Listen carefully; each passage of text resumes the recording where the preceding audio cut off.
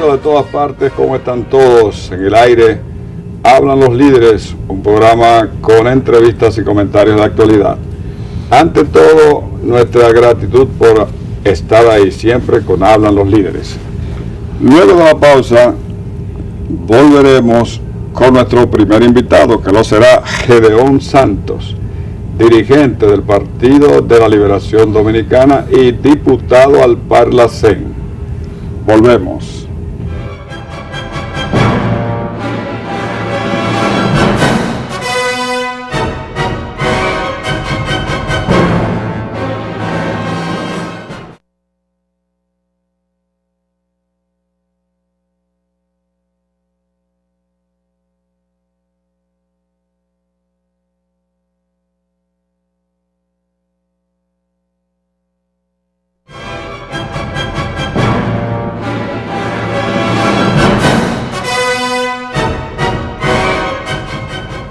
Gedeón, mi distinguido amigo, ¿cómo está usted? Excelente.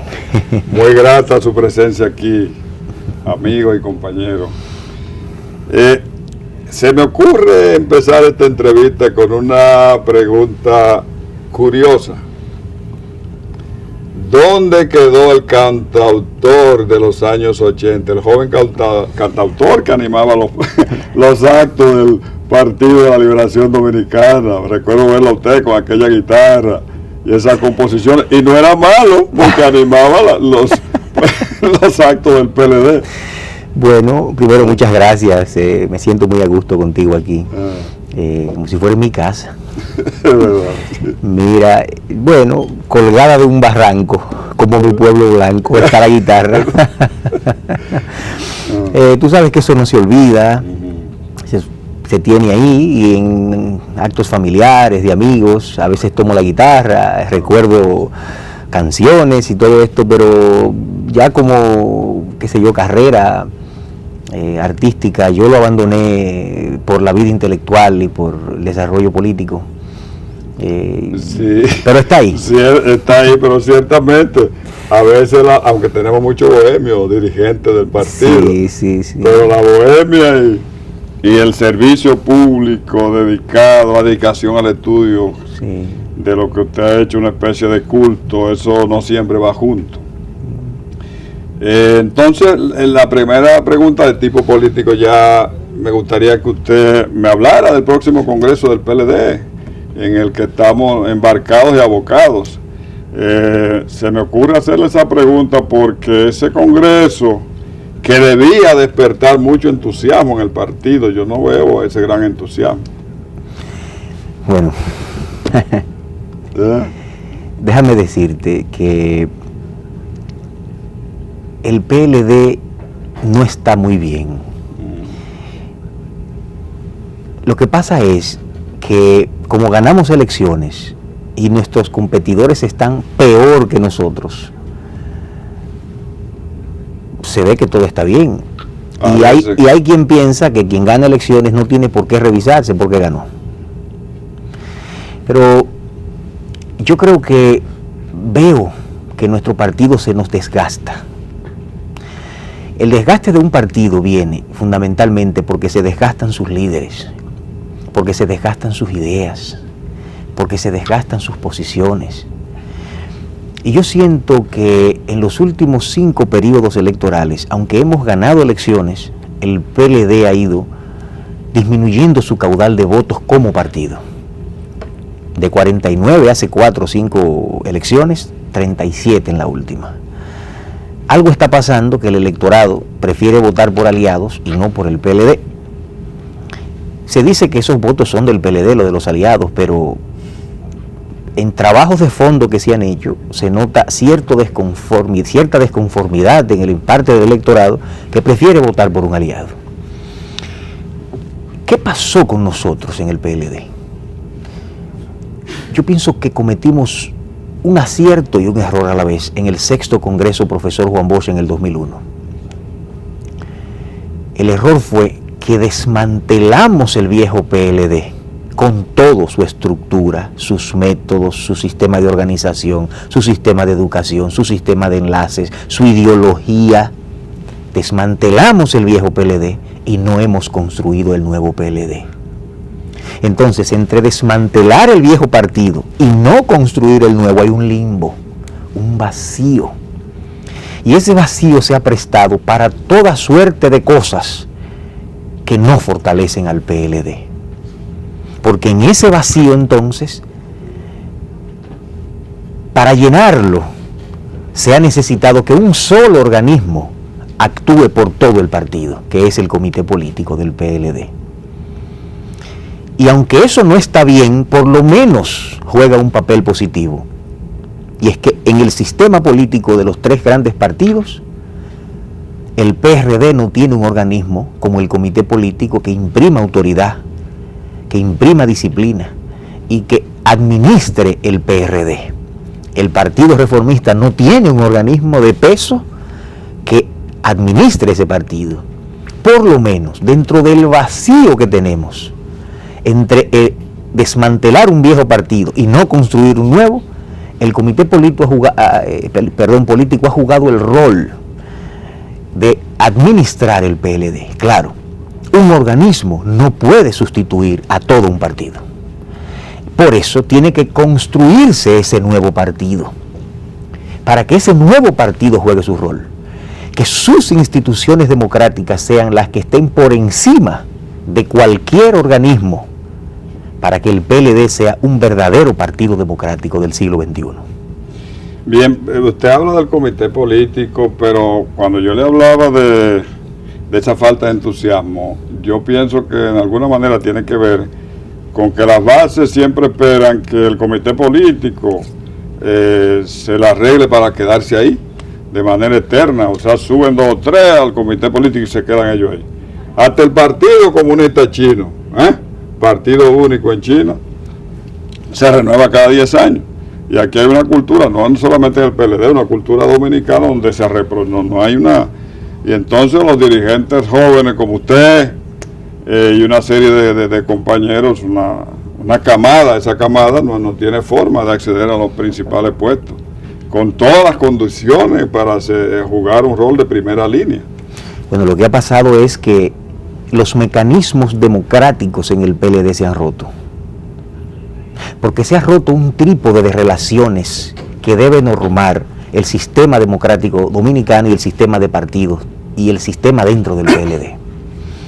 Lo que ha pasado es que a falta de ese partido nuevo y en ese vacío, como un solo organismo es el que opera, el que tiene autoridad, el que prácticamente hace las cosas, se ha roto la relación entre dirección y bases. A las bases no tener una buena relación con la dirección del partido, se rompe la relación partido-sociedad, porque los compañeros no se sienten animados a tener una relación con la sociedad porque se sienten desautorizados para hablar en nombre del partido con orgullo para ir a representarlo en los organismos de masa, en los comités de amas de casa, en todo este tipo de organizaciones sociales. Y se rompe otra relación, gobierno-sociedad, porque la relación gobierno-sociedad, si bien es cierto que pasa por muchas instituciones que no son ni siquiera partidarias, la base fundamental de un gobernante es el partido que lo llevó al poder. Y si ese partido no tiene la autoridad, porque ni siquiera su relación con la dirección es buena, la relación de ese gobernante o de esa dirección del Estado con la sociedad se ve mermada. Por lo tanto, el PLD necesita hacer una reingeniería para restablecer los mecanismos democráticos. La democracia son varias cosas. Número 1, la transparencia. La última vez, yo no soy el que entrevisto aquí, pero quisiera preguntarte, ¿cuándo fue la última vez que tú recuerdas que se dio una rendición de cuentas de la dirección del partido al partido? Que yo recuerde, la última vez fue cuando Juan Bosch salió en el 94, que entregó sus funciones al partido. A partir de ahí, que yo recuerde, no ha habido una rendición de cuentas de la dirección del partido sobre todo, desde cómo gasta el dinero que le da el Estado, cómo hace los planes de trabajo, quién hizo los planes, cómo se desarrollaron esos planes, si se hicieron. Que eso era una especie de religión. No, eso era religión anual, sí. Esa rendición de cuentas, y había una evaluación trimestral de los planes de trabajo y una rendición de cuentas. Eso se llama democracia y transparencia. Pero ya ni siquiera se reúnen los organismos, y en violación a un acuerdo del último Congreso que decía que debía reunirse mensual. Claro, pero esa misma falta de reuniones, de actividad, de cohesión, de relación en el partido, ha parado el mecanismo democrático del ascenso y la renovación. Los partidos que no se renuevan envejecen, como todo en la vida. Claro. Hasta el agua, si no se renueva, se estanca, y entonces empieza a generar problemas esa agua estancada. Y sentimos que en el PLD también ha habido un proceso de estancamiento de la transición de los liderazgos internos en los últimos 15 años. Eso no quiere decir que no se va a aprovechar la experiencia de los compañeros que han hecho vida política y carrera y que han acumulado un gran conocimiento de la política, de la historia, del país y del partido, sino que junto con lo viejo del partido debe echársele agua fresca, sangre nueva, para que el partido vaya mejorándose cada vez. El siglo XXI es un siglo del conocimiento, es un siglo de la información, es un siglo de la educación. Y los partidos que no son capaces de dar saltos importantes para convertir a sus líderes en líderes del conocimiento, líderes de la información, se quedan atrás. Además de que los mecanismos son tan rápidos en el siglo XXI, las cosas pasan tan rápido que los liderazgos hasta envejecen más rápido. Antes durábamos 50 años con un líder en el escenario. Ahora a los 10 años los liderazgos envejecen. Sí, pero digamos... ¿A qué se debe? Bueno, como te explicaba, no tenemos el nuevo PLD.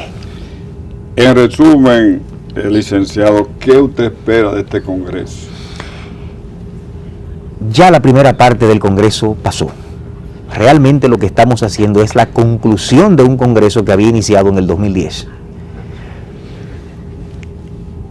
Y la primera parte del Congreso dejó amarrada la segunda parte del Congreso. En la primera parte, recuérdate que con la posición del sí y del no se definió el rumbo de este Congreso. Como ganó el sí, ya ese sí dejó establecido prácticamente la mayor parte de las iniciativas que se iban a aprobar en el Congreso. Ahora lo que queda es 100 nuevos miembros al Comité Central. Se suponía que debería discutirse las líneas de carácter político, como línea política nacional, línea política internacional y todo esto, pero bueno, habría que ver qué va a pasar. Yo esperaría que, aprovechando el escenario de que no hay elecciones de medio término, nosotros tenemos 4 años para pensar y rehacer el partido que queremos. Y posponer eso para el 2015, como se hizo en la primera etapa del Congreso, creo que va a ser un error de consecuencias para el PLD. Yo creo que este es un momento para que ojalá se revisaran decisiones que se tomaron y se haga un Congreso de verdad.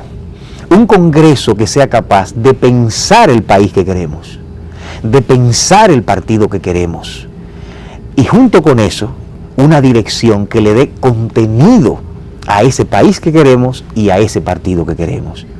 Ese es mi deseo. Ahora, vamos a ver si, como ya quedó amarrado la última parte del Congreso a la primera etapa, se puede desamarrar. Esa sería mi esperanza para poder lograr un PLD del siglo XXI renovado. Sería importante que se renovara el PLD, porque fíjese, la generación que formó el PLD es una generación que está envejeciente y está pronto a desaparecer, está llamada a desaparecer. Entonces hay que formar los nuevos dirigentes del PLD, porque si no terminaremos siendo un partido igual del sistema, con la misma característica, porque a pesar de todo Licenciado, la República Dominicana y todos los partidos políticos consideran que este es el partido más organizado, el mejor formado, pero es porque está esa estructura que se formó bajo el calor y las enseñanzas del profesor Juan Bosch. Pero pasando a otro tema, y ahora del gobierno, usted dijo en una ocasión que lo mejor del PLD no ha gobernado. ¿Sigue siendo ese un postulado? Yo pienso que sí, siempre lo mejor de un país está por venir. Si no, se va la esperanza. Si lo mejor no está por venir y ya está, quiere decir que lo que viene no existe. Ese es un postulado de esperanza. Yo creo que vienen nuevas políticas y una nueva visión. Lo que importa son las políticas y la visión. Si el funcionario que está ahí, sea viejo o sea nuevo, no encaja en la nueva visión y siente que hay y en las nuevas políticas, yo pienso que ese funcionario debe salirse del tren gubernamental. Porque en este caso, lo que importa es que se reoriente el estilo de gobernar la República Dominicana, que se reorienten los modelos económicos, el modelo social de inclusión y el modelo de gestión del Estado. Si a eso se le cambia el estilo y el acento que se ha puesto en los últimos 15 años en la inversión, nosotros podríamos cambiar el país para bien. ¿Y usted siente que con Danilo eso empezó? Yo pienso que sí. Las señales que estamos recibiendo del presidente Danilo Medina son muy buenas. Se nota un estilo personal de frugalidad, de sencillez, que son la expresión de un país pobre, que no tiene por qué derrochar. Se nota la necesidad de hacer cambios importantes en la orientación del gasto público. De un gasto público que iba a megaobras, a un gasto público que irá a obras más pequeñas, pero de importancia y de gran impacto social. De un gasto público que iba hacia actividades con poca regulación a una con una mayor regulación y control. Estamos hablando del inicio de un cambio de modelo.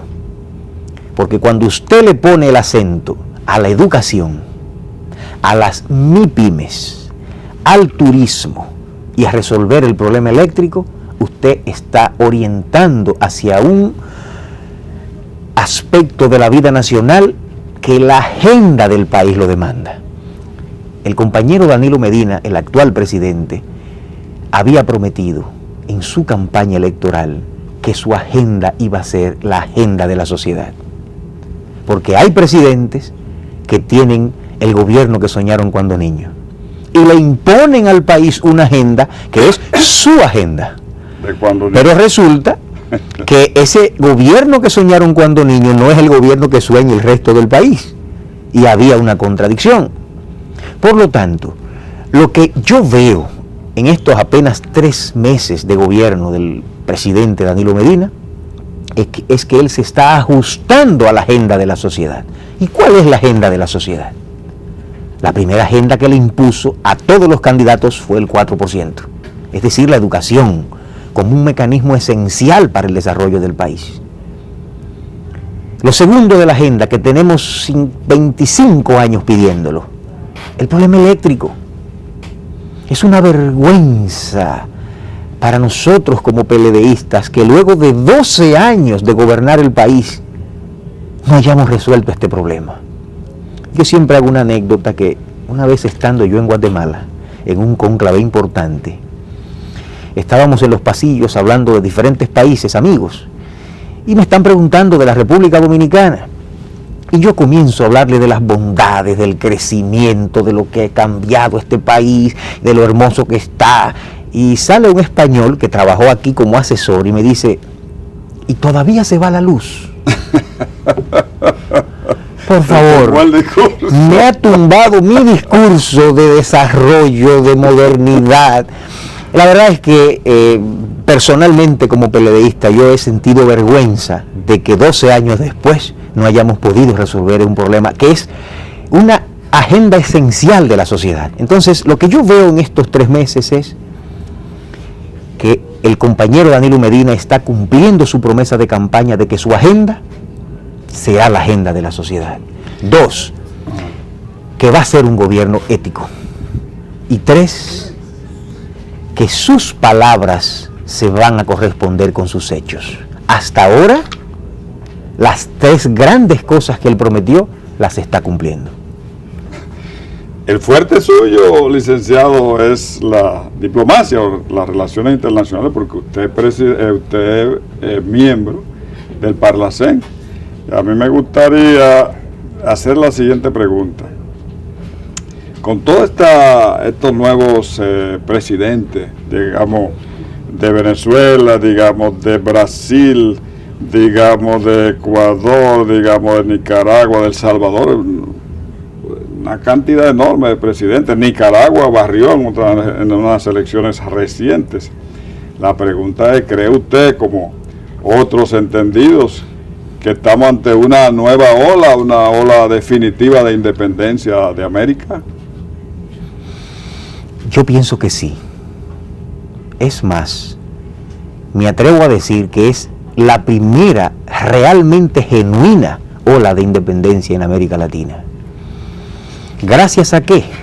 Gracias a factores como que los grandes imperios, luego del fin de la Guerra Fría, han disminuido su poder en la escena internacional. Y aunque siguen siendo potencias militares desde el punto de vista económico, el mundo es un mundo multipolar. Como ejemplo te puedo poner que los Estados Unidos, al finalizar la Segunda Guerra Mundial, tomaron la cabeza del capitalismo mundial, porque tenían casi el 50% del comercio mundial y el 44% del Producto Interno Bruto mundial. Pesaba tanto desde el punto de vista económico que ese peso se traducía a lo político y a lo militar. Hoy los Estados Unidos solo representan el 19% del Producto Interno Bruto mundial y el 22% del comercio mundial. Es decir, ha disminuido la mitad de su peso en el comercio y en la economía mundial. Lo mismo ha pasado con Alemania, con Francia, con las grandes potencias que normaron el siglo XIX y el siglo XVIII. El siglo XXI entonces nos ha entrado con un mundo multipolar desde el punto de vista económico, donde no hay un eje que pueda decir yo domino la economía mundial, sino muchos ejes y muchos líderes regionales que dominan sus regiones y que no pueden imponerse al resto del mundo. Yo pienso que eso es muy positivo, porque a disminuir el poder de los imperios, ellos tienen menos capacidad para cohesionar sus regiones y el mundo. Eso en primer lugar. En segundo lugar, creo que fue positivo de que los Estados Unidos, después del fin de la Guerra Fría, abandonaran a América Latina y concentraran su atención en el Medio Oriente y en los países de Europa del Este.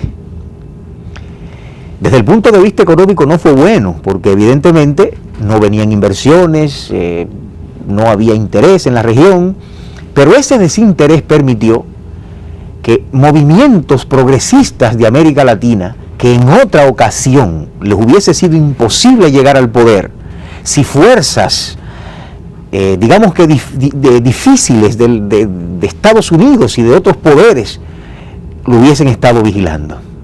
Yo creo que ese descuido de los Estados Unidos de la región permitió que emergieran fuerzas progresistas que hacía años que no se dejaban surgir en toda la región. Pienso que estas dos cosas, a grandes rasgos, permitieron que hoy América Latina esté teñida de grupos y de movimientos progresistas que han tomado el poder para el bien de la región. Porque si vemos los informes de CEPAL o del Banco Mundial sobre el impacto social en América Latina, hemos visto que la mayoría de los países de América Latina, especialmente los que están dirigidos por movimientos progresistas, han disminuido la pobreza, han mantenido el crecimiento económico y han aumentado su capacidad productiva. De hecho, es un orgullo para los latinoamericanos que por primera vez en una crisis mundial América Latina está mejor parada que los países ricos. Gracias, licenciado. ¿Cómo no? Para nosotros es un orgullo tenerlo aquí. Muchas gracias. Amigos, ha sido la presentación del licenciado Gedeón Santos, dirigente prestigioso del Partido de la Liberación Dominicana. Gracias por estar y a ustedes, luego de la pausa, volvemos con otro invitado.